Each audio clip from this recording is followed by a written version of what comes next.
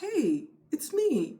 And I can't even believe I am here because it's been so crazy. First of all, golly, I hope you can hear me. I don't think you heard anything on my opening because I do have a browser open on my laptop to try to listen to see what you guys are hearing. That's what I was told to do by the big powers that be. And I didn't hear anything on that opening. So I'm a little nervous. I've lost sound on a couple of things and I'm really concerned. So happy Father's Day. Happy Father's Day. I'm going to do a little different Father's Day show, and I'm going to get right to it because I know that I've detained us a half an hour. I had a wonderful interview. Unfortunately, it didn't happen until about 5:30, and the interview we talked for about 40 minutes, and that meant I had to watch a 40-minute interview and try to edit it down into less than 15 minutes, and that's what took me so long. And now all of my machinery is going kaput. Oh, okay, so you can hear me. You can hear me on that. I sure would like to know, and I'll watch it over if you guys heard me on the opening. Okay, so it's Father's Day, and you know what? Not everybody has that Hallmark card holiday, Father's Day sort of thing going on. They have, whether it's been their own experience with their own father or their own experience being a father, sometimes there's a lot of bumps along the road. And because I have that experience too with both my mother and my father, what happened with my father, and I'm not sure that'll happen with my mother, is my father had a complete turnaround towards the last few months of his life. And it allowed us to bond before he died. Because up until then, I was wondering, what am I going to say at this man's funeral? Because I'm a pretty honest person, and that ain't nice to be that honest at somebody's funeral. Trust me, there's a lot of water under that bridge. All I could do was be polite, I knew. But then God came in, and I didn't even know this until after he passed, that he had given his life to Christ. And because I was wondering what happened. And then in talking to so many people about these parent days, Mother's Day, Father's Day, I've heard such wonderful stories of redemption, such awful stories of pain, but then stories of redemption. Now, let me tell you something. This is not going to be a political show. Politics is not going to be in every show. Politics is not our entire lives, people. It has a political undertone. We hear what people on our side are living through, but is it going to be about, Pelosi, Schumer, the border, all that, and what that has to do with Father's Day? I don't know, but it's not. It's not going to be that show tonight. It's going to be about real people experiencing real things and having a real, literal come to Jesus moment and what they experienced out of it. And I have two really wonderful interviews. I'll start off with my friend Joe Dan, who you guys saw on probably my first show. And he was on the father's side of the Father's Day story and had a miracle happen with his son. And I asked him to tell the story as only he could. And I whittled this thing down to 15 minutes. So we'll see. Okay, I hope you enjoy it. I don't know what else to say to lead you up to it other than enjoy it. And here we go. And you guys know Joe Dan from Intellectual Frog Legs. Okay, goodbye. All right. Hi, Joe Dan. Hi, Sonia. How are you? I'm doing fine, and I'm not going to ask you how you are because I don't want to hear it. Well, it's good to be here. Thank you. I've heard it. I'm not being rude. I've heard it, and I deeply sympathize with you. Well, we all have our crosses to bear, I guess, right, so to speak. Speaking of crosses, you have a wonderful God story, and it's a Father's Day story, and this is Father's Day, so that's why I really twisted your arm and your leg and everything else you got to tell your story, because only you could tell it. I could try to mimic it, but it doesn't work. Well, yeah, it's a pretty cool story. It starts out sad. It's like, oh man, that's a terrible story. Oh, it was the worst story I've ever heard in my life. And, I started, within like a 4-month period, I lost my dad, My son was taken from me, lost my and then the real estate market collapsed. This was in 2007. I didn't know all those details. I didn't know that happened back to back like that. Oh yeah, it was. But on the bright side, I didn't burst into flames. Yeah, That's now I always a had plus. that going for me. That's a plus. And it was not a quick process. Now this was 2007 when that happened. Anyway, the courts took my son from me, wrongfully, and we won't get into all that. But Right. I didn't see my son for 10 years. No, that's wrong. I saw him for about 2 or 3 days in around 2009. And why is that? Why didn't you get to see? They completely cut his mother. You always hear divorced people say bad things about the other one, but she seriously has mental problems, and she was they hid him from me. They didn't tell me anything that was going on. She was having an affair with my lawyer, by the way. You know some of the stories. Oh yeah. Yeah, no, Well, I can vouch for you. And typically, I don't like to hear men talk. And all this time I'm just like really not entertain this side of the conversation. A lot of guys who know me who are talking about their exes, I don't like to go there. But you had a name for her. Can we say what that is? Which one? You always called her El Diablo, the La Diablo, the spawn of somebody. The spawn of Satan is what she was. But she hid my son from me. I didn't know anything about my son.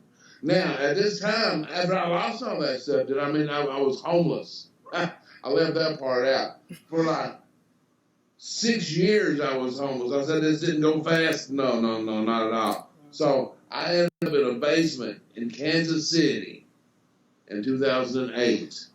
I got kicked out of church.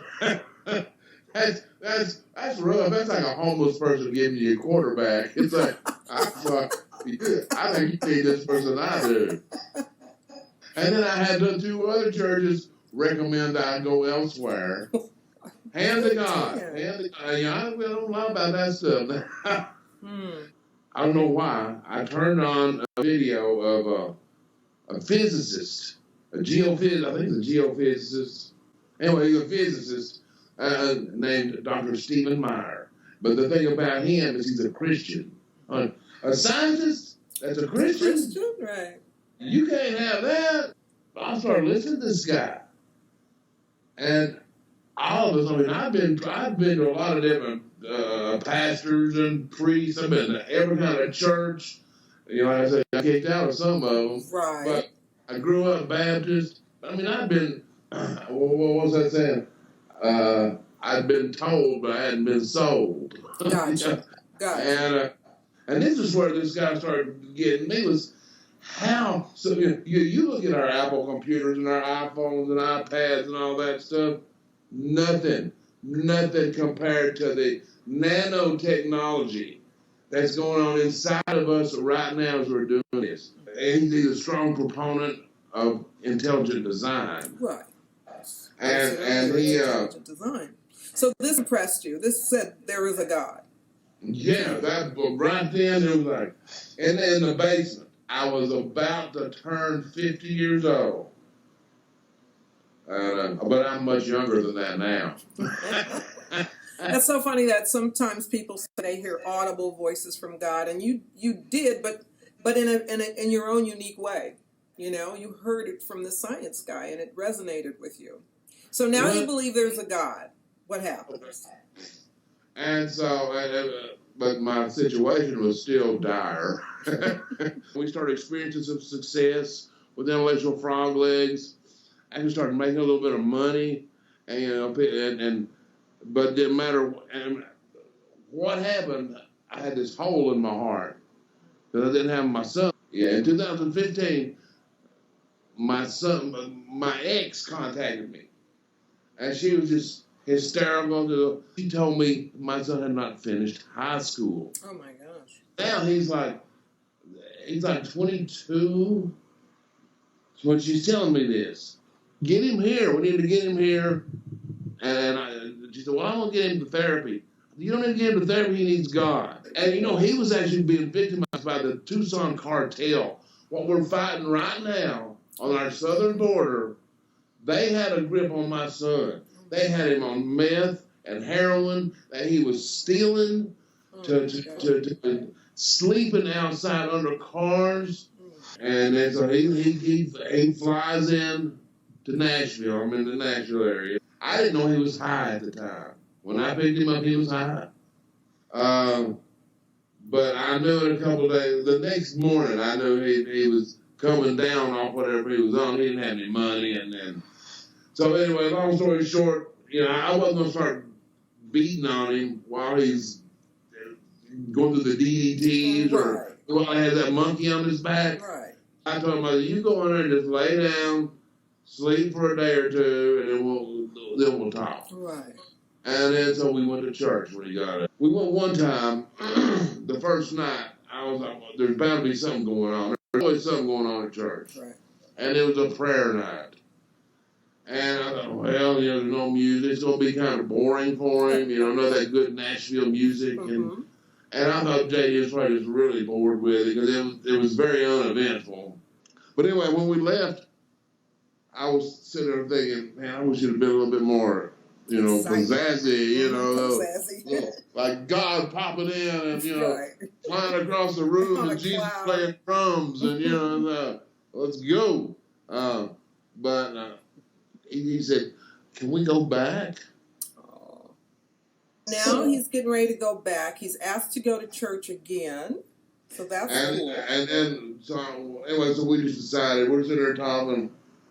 I said, you can't go back to Arizona. He said, I know it. He said, I don't know what to do. He says, can I stay with you? I said, you don't even have to ask that question. You don't, just get rid of that question right now. Hell yes, you can stay with me. And we get to the church, and we're up in the balcony, and it was a really good service, and JD was liking it, and when it was over, I said, well, let's go down and say hi to Pastor Steve. So you want to? He said, yeah. So we walked up to Pastor Steve, and I said, Pastor Steve, this is my son JD. He's just moving here, and he's been struggling with drugs. And right then, Pastor Steve, it just clicked. And he just focused right on JD. I wasn't even there anymore. He put his arm around JD and walked him over to the side of the big room. Sanctuary. The sanctuary, thank you. But there was a group of kids JD's age. From 18 to 24. Bunch of them. 30. Anyway, Pastor Steve walks over there, and he talked with JD for a minute. And then he walked JD over in front of those kids. The service had just ended. People were kind of were walking out. And he said, hey, guys, this is JD. I want you to take him. He just moved here. And I want you to take him under your wing. And right then, and I'm standing back watching this. And they started clamoring around JD like he's one of the Beatles. They're like, JD, here's my phone number. We're going camping. We're going on this fishing trip. We're all getting together to do this, we're doing that, and all this stuff. And I looked for the first time since JD was a little boy. I saw a smile appear on his face that was from here. It was from here. It was, and I got a big old lump in my throat. I was like, I'm getting one listening to it. I was getting verklempt. But they were just giving him his phone, their phone numbers and all this stuff. And they said, anyway, he goes out. He had, I got to shorten it. I mean, it's such a great story. But within 2 days, he had a job. And it was the hardest stuff. He started out just landscaping, hard stuff, and helping him sweat that crap out of him too, because he didn't know any therapy. God got him off those drugs. There was no therapist. There was no plan, no rehab, none of that stuff. God and that boy made a connection. And so And then JD said, he said, I met this girl. And this was like right there at the same time. And turns out that the girl he met at the same time, they're married now. Anyway, I'm jumping ahead. That hard job, the church, a lot of church families were watching him. And so they saw his work ethic was just amazing. And he'd go out there and work when he was landscaping. I mean, he had the weed eaters and he had the mowers and all that stuff. And he'd come back, he'd be covered with grass. He was out there weeding and doing all that stuff while he was listening to scripture. And he went from that dirt job, another place hired him, and he made a little bit more money. He became a manager. He was working with special needs people. And boy, that's good. That's good work for your heart. You know, that's like a Bowflex for your heart. Exactly. Oh, man. And then from there, and then he became manager there in like a year and a half. And then just about in the past year, this big construction company of another family of the church had been watching him, and they offered him a really good job. He's an assistant foreman for one of the major contracting companies. And there's a kid that, you know, that didn't finish high school. He was up in his room doing drugs with a tattoo kid. And he has shared his testimony with people. Okay. And to hear him, it's amazing. God brought my boy back to me. And this was, I mean, it was almost a 10-year gap. And it was just unbelievable. That's what I mean. What'd you guys do today for Father's Day? He came and took me to a restaurant because I'm on a diet. I can't eat anything good. I can't eat any rice or bread or... So what'd you have at the Mexican restaurant? I had corn tortillas. Yeah. Okay, let me get to editing real quick because I got the show. It's got to go up and I got to somehow program this in and I don't know what I'm doing. Oh, you got plenty of time. Goodbye. Thank you so much. It was very good. Thank you. Well, I don't know about that, but thank you. All right. Talk to you soon. Bye. Howdy, howdy. So did that, I was listening in the background and I think that whole interview made sense. Shockingly enough. Because like I said, talk about a God thing. I was still editing when it was showtime.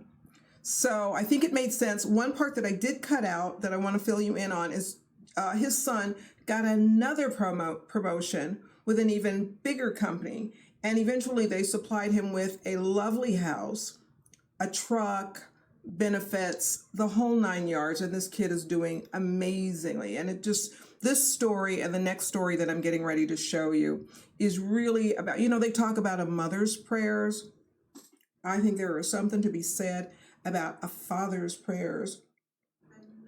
Okay, good. You can hear me.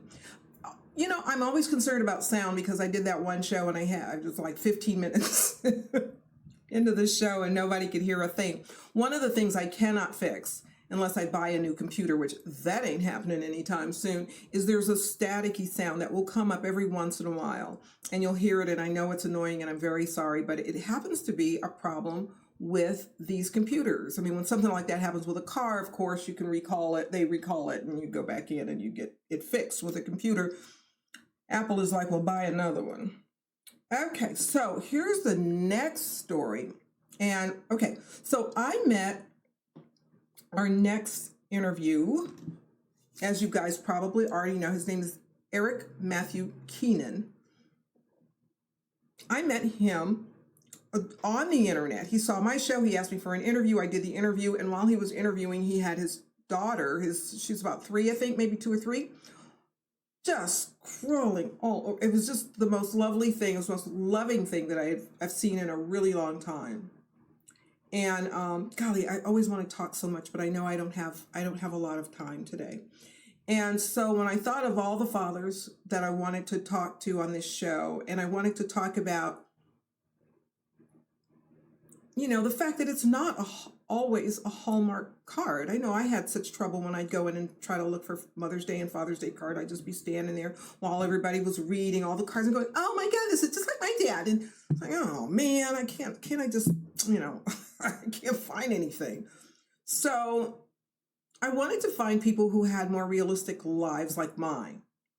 And, I see Dorothy online and in the chat room. And by the way, thank you so much for going on the chat room. Remember, Facebook is always watching. They are big brother.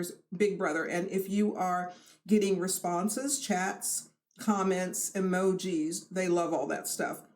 Please also, I'm going to take a quick detour here. Please also share and post my shows. It's the only way I can get them out is with your help.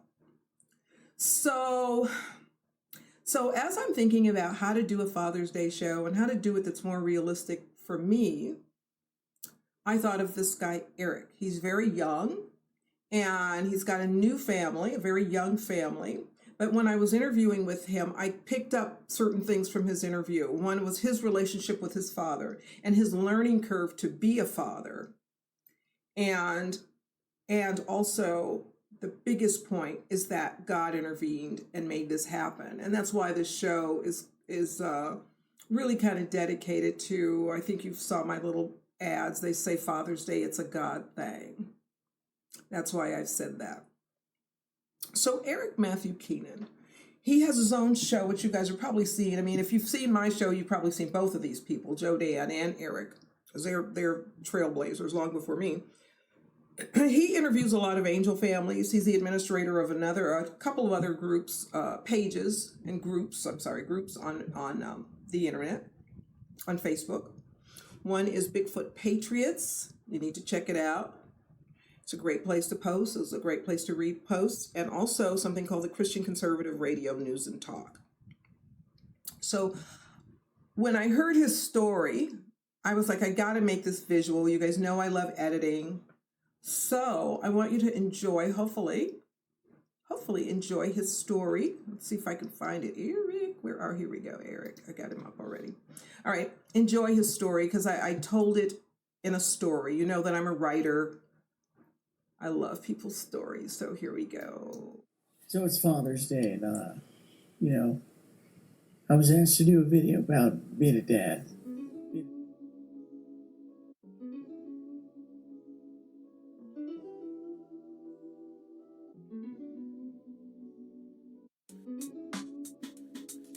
So, what's it like to be a dad? What's it like to have that feeling of wanting to be a dad and to be the dad you didn't have? Well, it goes into many things, I didn't have a dad. I resented the fact that I didn't have a dad to teach me how to shave and teach me how to, really throw a football and play basketball and throw a baseball. Because in reality, we had taught ourselves, we were athletes. We were varsity football, basketball, baseball, whatever it was, playing the drums. And we all just naturally did it on our own, Well, what's it like to be a dad? I love being a dad. I think it's the best thing in the world. Well, let me rewind a little bit. So, before I met my wife, I wasn't living Christ-like. I was living like hell. I was drinking beer and going out, and I was just a very selfish, prideful person who had a huge ego. And I failed at a couple things like the music business and stuff like that, and I just didn't do what I was supposed to do as a man.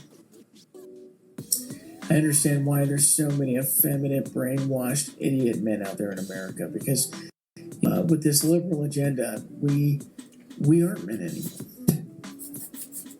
So I get with my soon-to-be wife, my girlfriend, and, I'm actually a stepdad first.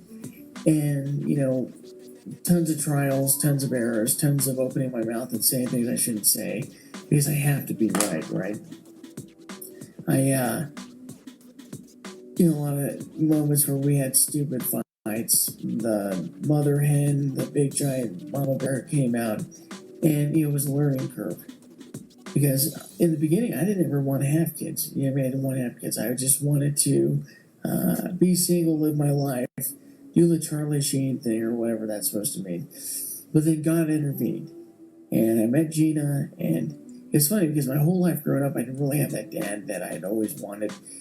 I mean, I had people step in and play the role, but here I am. I get with my girlfriend, and all of a sudden, I'm handed a Bible. I'm handed a Bible by her dad, and I'm starting to learn and watch her dad be a dad. And, I read the Bible. I'm like, man, I got to get back in church. I start getting back in church. Next thing you know, I'm doing these men's ministry things. And this was before I even got saved. I start to get pushed to where I need to get baptized in the faith. I need to be a Christian leader. I just need to change my life because we live in a spiritual warfare. So I get saved April 19th, 2015. And then I go to walk to Emmaus, and I get this letter handed to me that basically tells me the things you don't want to hear. It was wrote from Dominic, my stepson, my son. And then I had another letter that was wrote by Gina, and it just really hit home. The failures I was doing, the things I wasn't doing to be a dad, the things I wasn't doing to be a husband later, but I mean, we were dating. We were a fiance. I was the fiance. So, myself, as I'm looking across the room, all these people have tears in their eyes. Next thing you know, I got tears in my eyes and go, what the hell is going on? So, funny, right? So anyway, I get done with walk to Emmaus. I go back home and start saying, I need change. I need change. I need to start getting more in the church. I need to start changing the way I am. And I go to this men's ministry thing. And next thing you know, it's a bunch of guys who are pastors standing up trying to teach men how to be the leaders of their home. And I'm disappointed with it was the first couple of guys that were up there talking because it's real gingerly, and everybody who's the Christian has to be really soft-spoken, and you got to be the glove.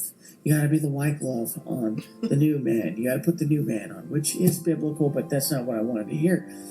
I wanted to hear, hey, you got to do this to be the leader of your home, to be a man. This is how you do it. This is what you're going to do. So I start falling asleep. I'm not going to lie, I fall asleep. And there's a famous painting of Jesus. Bam. I wake up. I'm like, whoa, this is crazy. I just wake up. I'm in this church. Crossroads is the church that I was at. They were holding the event there. And I wake up, and there's this guy named Steve Farrar who gets on. And he's like, the glove thing's cool, but let's get real with what it takes to be a man. Let's get real with what it takes to be the leader of your home. That's what I needed,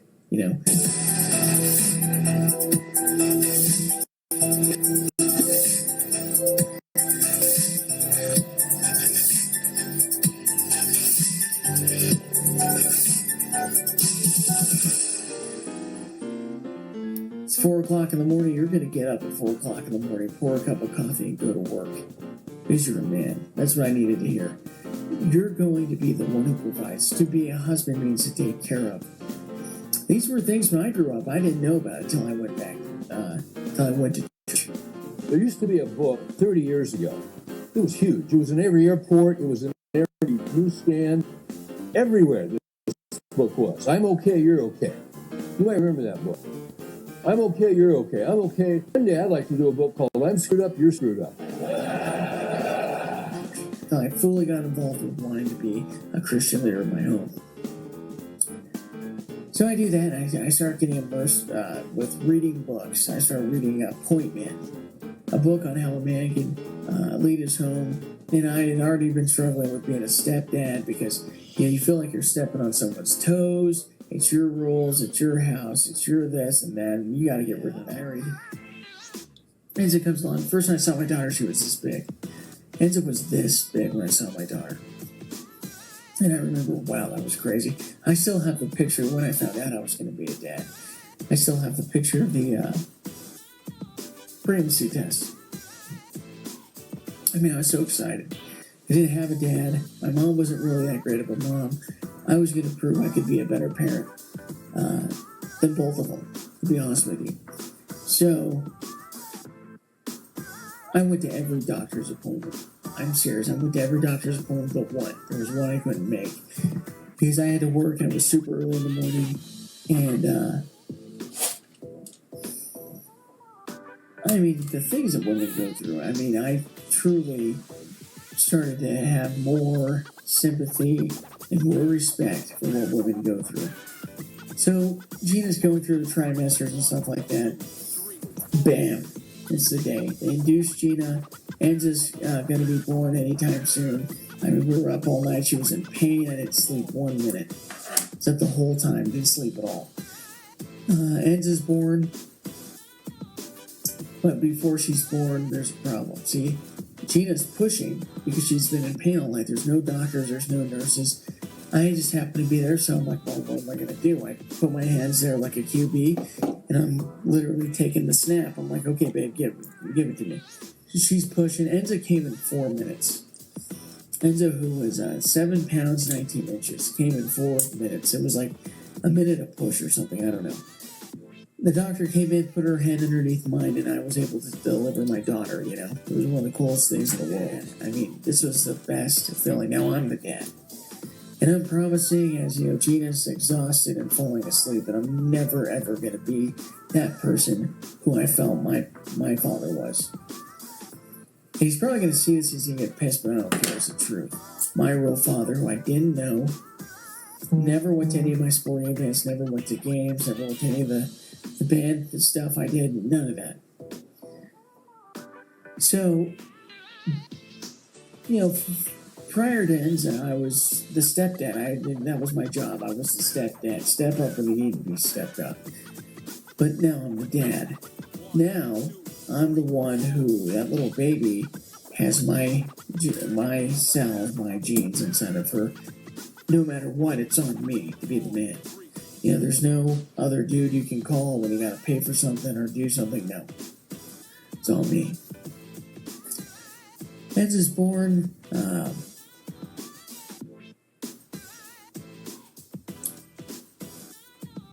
She's the cutest little thing, man. I'm just having a flashback. She's the cutest little thing. She can't walk. She just loves life. Laughy. I started doing the videos again. I'm doing videos, and I started putting Enza in the videos because I think it's funny, like making fun of liberals and stuff, you know. Have her in her little cup and the little chair thing she had, and doing a video on coffee, making your own coffee and stuff like that. And it's just fun, man. You know, not having a father, I was able to become that dad I always wanted. So, you know, Christmas, it was a great feeling. But before all that, I think it really took Christ. Getting saved, I mean, the biggest father of all is Jesus. You know, Heavenly Father, the Father of leadership. Jesus. I mean, you're thinking to yourself, like, man, that's why there's so many problems in America, because there's so many effeminate, scared little men that leave the situation. They're with the wrong person, or they're afraid of the outcome. They're not ready to be a parent. I don't know. To be a husband means to be a provider and to take care of something. Take care of somebody. There's planned husbandry. There's all kinds of different forms of husbandry. You look at Ephesians 5:25. You husband love your wives as Christ loved the church. And you just start getting more respect. You start growing and maturing. And then when you become a father, it's awesome. When you get that first Father's Day card and you see your baby's little name on it, I mean, it's the best feeling in the world. When you get that first little kiss and hug, it's the best feeling in the world. You know, when you hear the word daddy, that, I can't lie, man, I teared up. That was awesome. I'm just saying, that was awesome. Daddy. I didn't have a dad. Really, I didn't have a father figure until my wife's dad put a Bible on the table, and I saw how he was a leader. There's another person that I gotta give credit to, and that's my wife.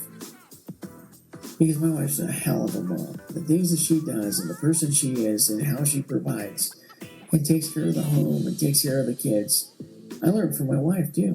I learned from my wife to be a better dad. So, you know, they had this awesome, amazing mom, and then I learned how to be a better dad.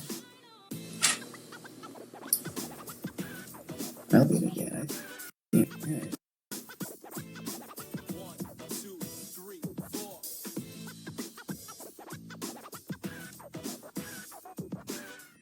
All right. Now, if you didn't like that story, there's something wrong with you. Your heart is made of, I don't know what, cream cheese. I don't know. But like I said, this episode this week is not all about politics.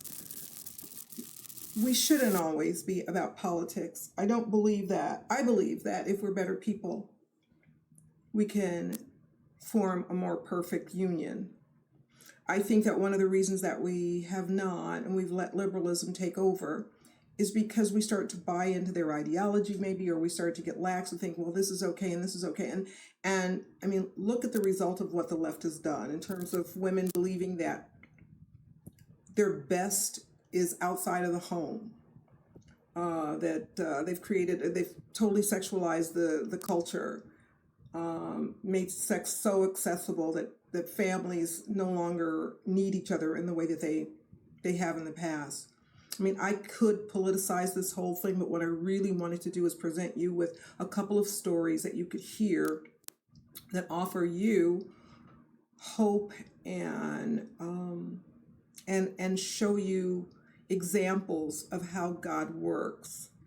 It's one thing to say, believe and God does, but when you see the transition, and in this case, the long suffering, especially in Joe Dan's case, the perseverance that it took, and the pain that it took, and the brokenheartedness that it took to get his son back. And who saw it coming? They both father and son had to go through their paths, and I'm sure Eric's father and clearly Eric has gone through his path. And who's going to benefit from that? The family. And when the family is strong, when the family unit is strong, then America is strong. So I hope you've enjoyed those two stories. I please ask you to share, post, and if you'd like to get on the credits of the show, all you got to do is host 4 watch parties in a row each week. I mean, you could do them 4 in 1 week. I don't care. That'd be great. But just host 4 watch parties and you will be listed on the show ending. So I don't have a show ending yet because I haven't had anybody share. So anyone can do that and help me out. And what else do I want to say? I forgot to say what I always say. Being an American is no longer a spectator sport. So get busy, be good fathers. Hope you find your way to a God relationship, a relationship with God. So you can smooth out all those rough edges. And it's been a long night. And I thank you folks for chiming in. Thanks and good night.